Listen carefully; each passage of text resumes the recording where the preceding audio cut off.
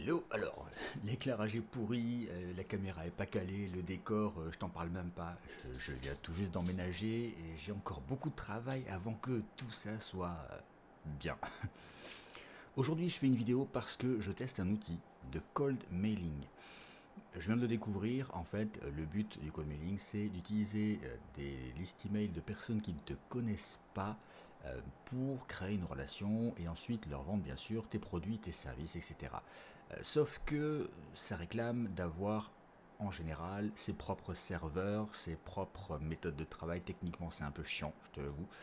Et tout le monde n'est pas capable de faire ça. Donc, avoir un service qui peut te proposer de faire ça, c'est assez cool. Je vais te partager mon écran. Je viens tout juste de m'inscrire sur le site, donc je le découvre en même temps que toi.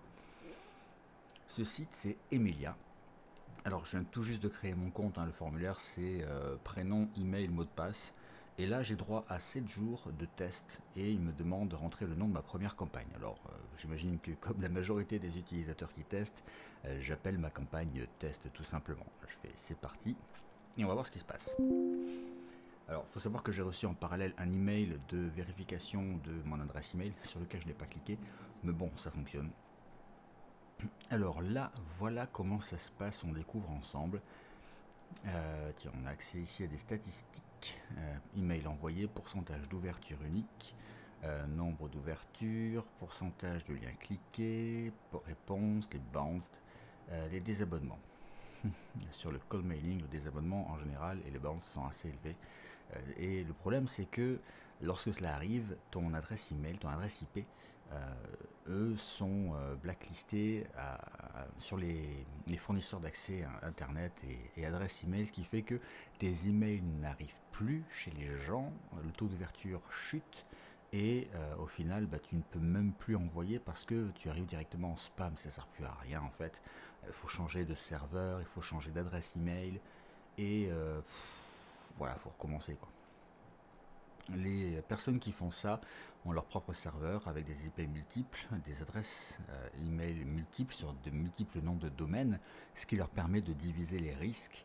Et voilà, il y a une petite automatisation qui fait que ça bascule d'une IP à l'autre ou pas. Enfin, tu imagines le concept. Alors, paramètres généraux, on est sur le bon fuseau horaire. Ajout de contact quotidien 50. Ah, je peux en ajouter que 50, ok. Sur ce forfait là, sachant que je suis pour l'instant en gratuit, en période d'essai, je te montrerai les forfaits après.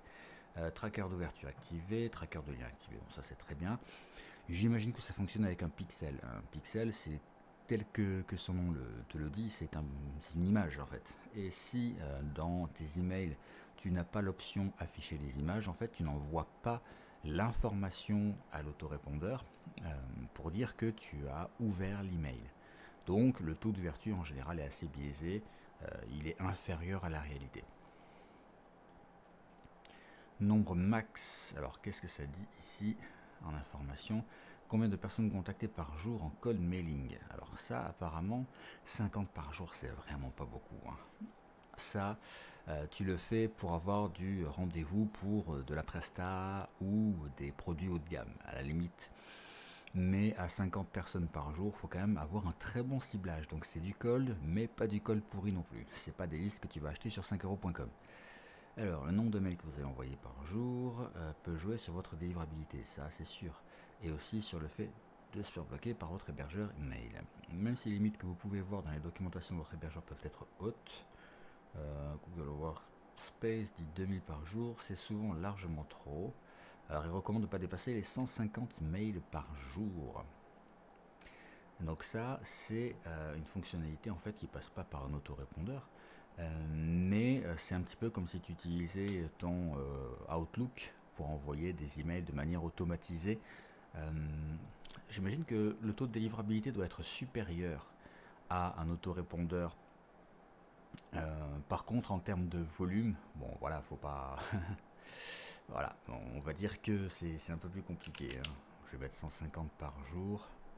Entre 8h et 17h, non, on va faire plus que ça. On va faire 19h. 19h. Hop. On va même mettre 7h45. On va gratter un peu. Hop là, je suis allé trop loin.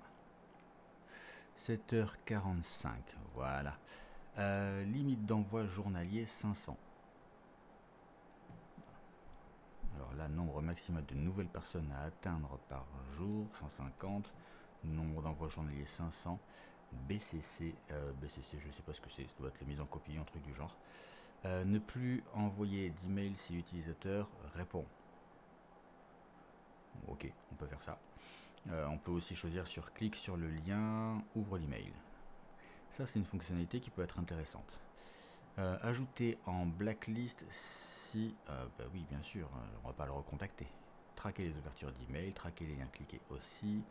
Mail d'envoi, donc là on va sélectionner connecter un compte Google, un compte Office, connecter un compte SMTP IMAP. Alors là en fait, SMTP IMAP, tu vas choisir ton adresse email, si tu as un hébergement, si tu as un nom de domaine qui t'appartienne, là tu vas avoir tes propres données. Sinon tu vas choisir un email gratuit comme Gmail par exemple ou un live.fr, tu vois, ce genre de choses.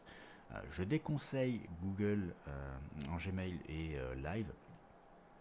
Pourquoi? Parce que on passe difficilement les barrières des fournisseurs d'accès, parce que tout simplement Gmail, Live, etc. ce sont des adresses email gratuites, donc très très souvent utilisées pour les arnaques. Le mieux c'est de connecter ici ton adresse email à toi. Alors ça je le ferai plus tard pour mon test. Et voilà, tu fais Easy Connect et voilà, après ça se fait tout seul. C'est un petit peu comme dans Thunderbird ou Outlook. Liste de contacts. Ajoutez vos listes et vos contacts dans cette section. Ils seront contactés ensuite avec les paramètres de votre campagne. Ajouter les contacts. Qu'est-ce qu'on peut faire? Est-ce qu'on peut mettre un CSV? Oui, on peut ajouter un CSV. Donc on peut avoir un fichier CSV de contact. Après on a le CRM. Là on a les listes qui sont déjà enregistrées dans l'outil et ajouter manuellement un par un les contacts. Je conseille le CSV, surtout si tu as un autorépondeur. C'est pas mal ce truc là.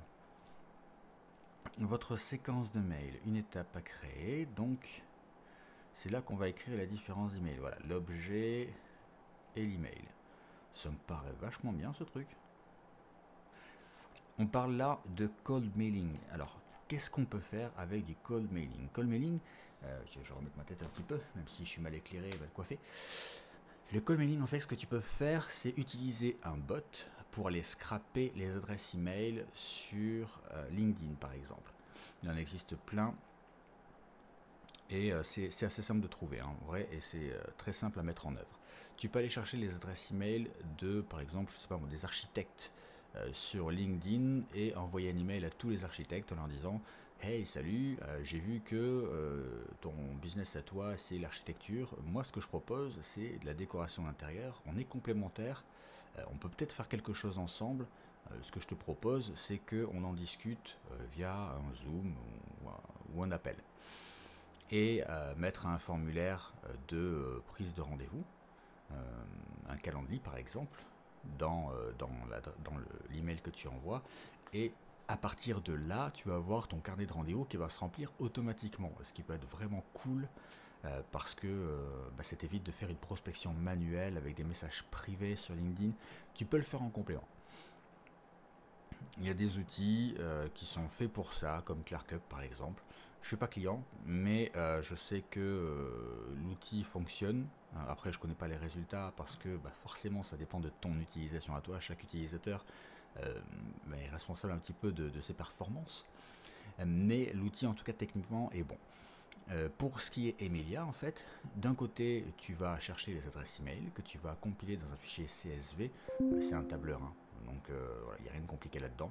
Tu importes ensuite ce fichier dans Emilia et à partir de là, tu vas lancer ta prospection. Ce qui est bien avec Emilia, c'est qu'il le fait avec ton adresse email perso, pro, peu importe, enfin une adresse email. Il fait comme si tu envoyais tous les emails manuellement.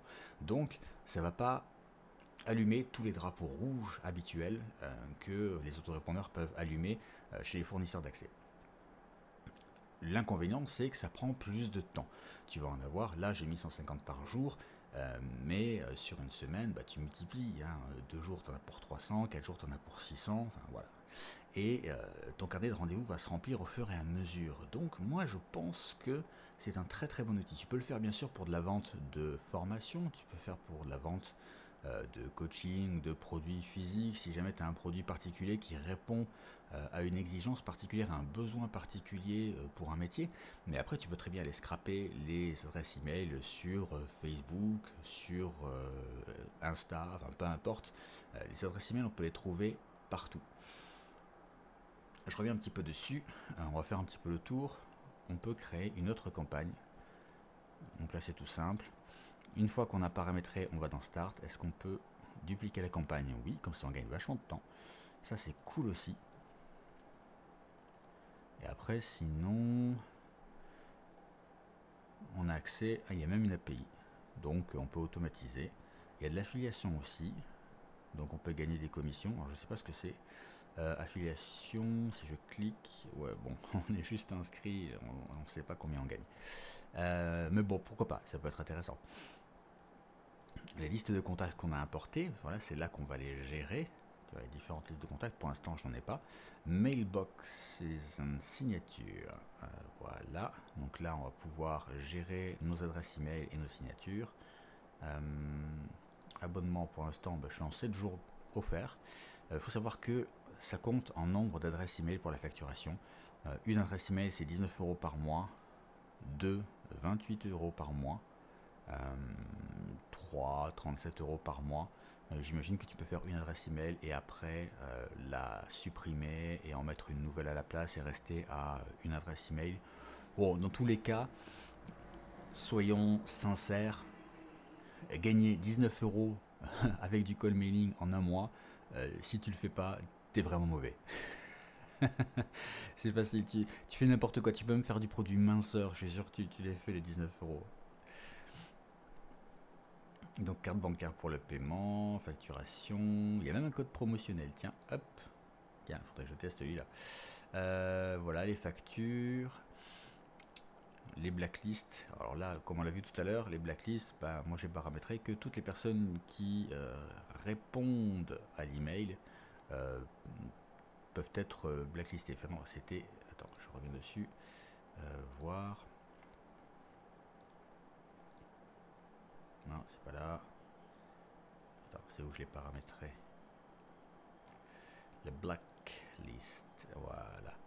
Ajouter en blacklist si unsubscribed. Donc en fait c'est ça. Si une personne se désinscrit, il faut que j'enregistre, elle est automatiquement blacklistée. Et je te conseille de le faire pour pas saouler les gens. Après tu vas être déclaré en spam.